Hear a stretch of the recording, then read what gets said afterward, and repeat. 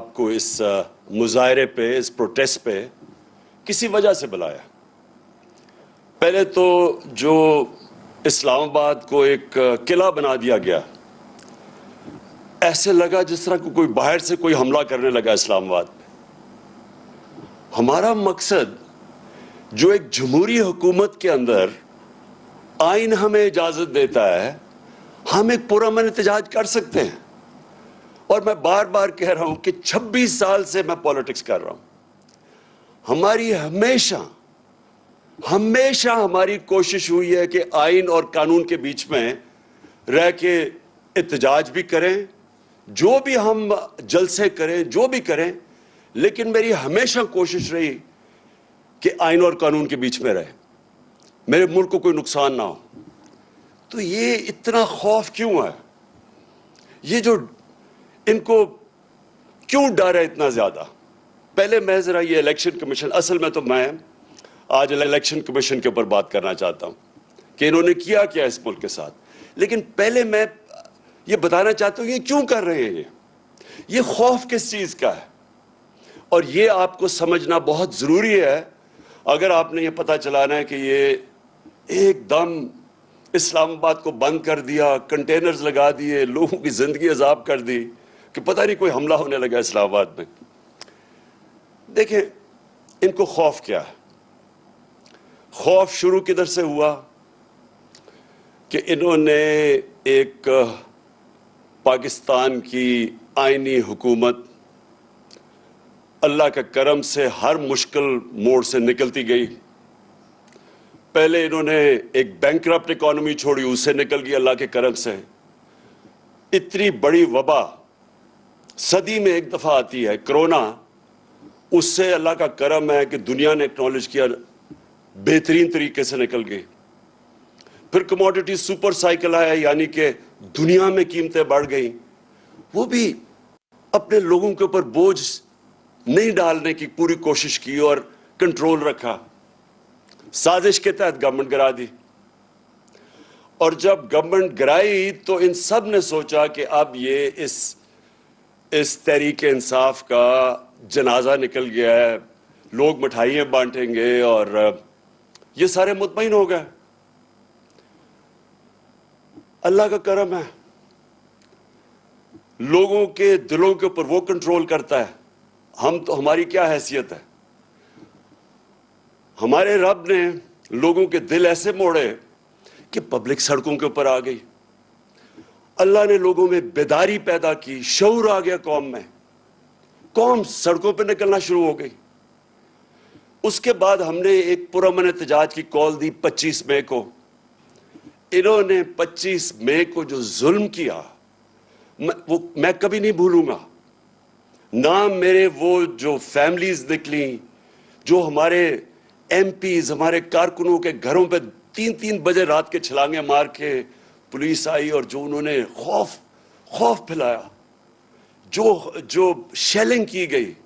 یہ آپ یہاں ہیں آج ایف9 پارک میں، آپ کو پتہ ہے کہ یہ ڈی چوک پہ انہوں نے کس طرح کا ظلم کیا۔ اپنی پولیس، اپنے رینجرز ربر بلٹس چلا رہے ہیں، شیلنگ کر رہے ہیں جیسے پتہ نہیں کوئی دشمن فوج آ گئی ہے۔ اور انہوں نے کیوں کیا؟ وہ خوف پھیلانا چاہتے تھے۔ ان کا خیال تھا کہ ایک دفعہ ان کو دباؤ گے، مارو گے تو یہ چپ کر کے بیٹھ جائیں گے بھیڑ بکریوں کی طرح۔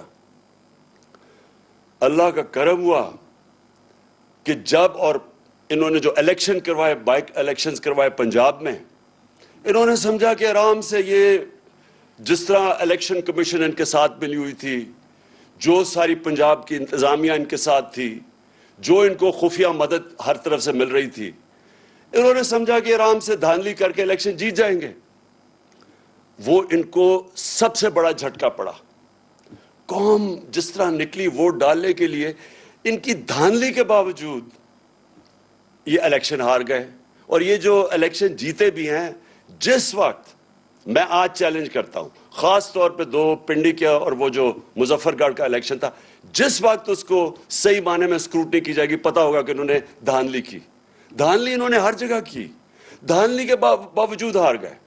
پنجاب کی گورنمنٹ بن گئی، پیسہ انہوں نے چلایا، انہوں نے پہلے ہمارے لوگوں کے اوپر پیسہ چلایا, خریدا, لوگوں کو لوٹے بنائے. پھر انہوں نے پارٹی توڑنے کے لیے پیسہ چلایا کہ ہماری پارٹی کسی طرح ٹوٹ جائے. جب یہ سب کچھ فیل ہو گیا تو اب انہوں نے آخر میں یہ الیکشن کمیشن کو ڈھونڈا. ہمیشہ یہ یاد رکھیں کہ یہ ہمیشہ اداروں کو استعمال کرتے ہیں. ہمیں سب کو یاد رکھنا چاہیے کہ ذوالفقار علی بھٹو کو جب قتل کیا گیا تھا تو ان کو خوف تھا کہ وہ اگر پبلک میں آ گیا تو وہ سنبھالا نہیں جائے گا. اور یہ جو لوگ آج اتحادی ہیں پیپلز پارٹی کے, یہی لوگ بیٹھے ہوئے تھے جنہوں نے پوری مدد کی جب بھٹو کا جوڈیشل مرڈر کیا. یہی لوگ تھے. اب انہی لوگوں نے الیکشن کمیشن ڈھونڈ لی ہے. کمال بات یہ ہے کہ نون لیگ کی ڈیلیگیشن جاتی ہے الیکشن کمیشن کو ملنے. اب یہ سوچیں کہ الیکشن کمیشن کے اندر کیس چل رہا ہے اور ان کی ڈیلیگیشن جاتی ہے, سینئر ڈیلیگیشن, الیکشن کمیشن کے پاس اور کہیں کہ تحریک انصاف کا فنڈنگ کیس جلدی سے کرو. اور وہ ایسا ان کا حکم ملتا ہے کہ وہ یہ آپ کے سامنے یہ جو فائنڈنگز ہیں, یہ فیکٹ فائنڈنگ ہے, یہ اصل میں ان کے جو حدود تھے اسے باہر نکل گئی الیکشن کمیشن. یہ کئی چیزیں کہہ ہی نہیں سکتی تھی. میں ابھی ان کے اوپر ذرا 3-4 چیزیں آپ کے سامنے لے کے آتا ہوں. یہ کر ہی نہیں سکتی تھی جو انہوں نے کیا ہے. اور اس کے پیچھے خوف ہے. اور خوف کس چیز کا ہے؟ کہ قوم آزاد ہو رہی ہے, کہ قوم ان کے جو جکڑوں یہ جو انہوں نے پکڑا ہوا تھا قوم کو, اس سے نکلتی جا رہی ہے. ہر قسم کا کنٹرول کرو, قوم نہیں نکل رہی. نہیں, قوم سنبھالی نہیں جا رہی. اس کو کنٹرول کرو, اس کو غلام بناؤ. الیکشن کمیشن ایک طریقہ ہے. الیکشن کمیشن کیا طریقہ ہے؟ اس سے کیسے قوم غلام بنتی ہے؟ کیونکہ یہ لوگ ووٹ کسی کو ڈالتے ہیں, الیکٹ کسی کو کر دیتے ہیں. الیکشن کمیشن کو انہوں نے اس طرح کا بنا دیا ہے کہ اس کے ذریعے آرام سے کنٹرول ہو سکتی ہیں حکومتیں, کتنی سیٹیں کس کو دینی ہے, کس کو کیا دینی ہے. اس لیے میں نے پوری کوشش کی, 2.5 سال کوشش کرتا رہا کہ الیکٹرانک ووٹنگ مشینز آئیں. میں پھر سے اپنی ساری قوم کو بتانا چاہتا ہوں مجھے اس سے کیا فائدہ تھا. الیکٹرانک ووٹنگ مشین سے فائدہ یہ ہونا تھا کہ یہ جو کنٹرول کرتے ہیں نا خفیہ ہاتھ بیٹھ کے رزلٹ, وہ نہیں کر سکتے اس سے. کیونکہ جیسے ہی الیکشن پولنگ ختم ہوتی ہے بٹن دباتے اور رزلٹ آ جاتا سامنے. وہ جو گیم چلتی ہے, جیسے ہی پولنگ ختم ہوتی ہے اور رزلٹ اناؤنس ہوتا ہے, اس کے بیچ میں جو چکر چلتے ہیں, جو ہر قسم کے حربے استعمال کیے ہیں. پٹن ایک ہمارے جاننے والے نہیں, یہ ایک این جی او ہے جو کہ الیکشنز کی سرویز کرتا ہے. اب پٹن کے مطابق اس این جی او جو الیکشنز کے تجزیہ کرتا ہے, جو ان کے اوپر سرویز کرتا ہے, اس کے مطابق میں یہ پہلے بھی کہہ بیٹھا ہوں, میں اپنی ساری قوم کو آ کے سمجھیں کہ میں کیوں کوشش کر رہا تھا کہ ای وی ایم آئیں, الیکٹرانک ووٹنگ مشینز آئیں. کیونکہ اس پٹن کے مطابق 163 طریقے ہیں الیکشن میں پاکستان میں دھاندلی کرنے کے, اور 163 میں سے 130 طریقے ختم ہو جاتے ہیں الیکٹرانک ووٹنگ مشین سے. اس لیے ہم کوشش کر رہے تھے. دوسری ٹیکنالوجی کا جو استعمال تھا, یہ اس سے ساری دنیا, ہندوستان بھی اس ای وی ایم کی ٹیکنالوجی, ایران بھی یہ استعمال کر رہا ہے. میرے پاکستانیوں, جب میں کرکٹ کھیلتا تھا تو جب میرے کرکٹ شروع کی میں نے, تو اپنے امپائر کھڑا کرتے تھے. جس ملک میں جائے اس کے اپنے امپائر ہوتے تھے. اس کا نتیجہ کیا ہوتا تھا کہ جب بھی کوئی ٹیم باہر ہارتی تھی, وہ یہ نہیں کہتی تھی کہ ہمیں اگلی ٹیم نے اچھی گیم کھیل کے ہرایا ہے, وہ یہ کہتے تھے کہ امپائروں نے ہمیں ہرا دیا ہے. پاکستان اور انڈیا کے میچ میں خاص طور پہ اتنی کشیدگی ہوتی تھی آپس میں. کیونکہ وہ دونوں ٹیمیں جب اگر ہم ہندوستان میں کھیلتے تھے ہم سمجھتے تھے ان کے امپائر ان کی مدد کر رہے ہیں, وہ جب یہاں کھیلتے تھے وہ سمجھتے تھے ہمارے امپائر. تو میں وہ کیپٹن تھا اور ہماری وہ پاکستان ٹیم تھی, دنیا کی تاریخ میں پہلی دفعہ ہم نیوٹرل امپائر لے کے آئے اور اس کے ساتھ ساتھ ٹیکنالوجی آئی. آج کرکٹ کے میچ میں جو آپ کرکٹ دیکھتے ہیں ٹیکنالوجی اور نیوٹرل امپائرز کی وجہ سے جو جیتتا ہے اور جو ہارتا ہے سب تسلیم کر لیتے ہیں.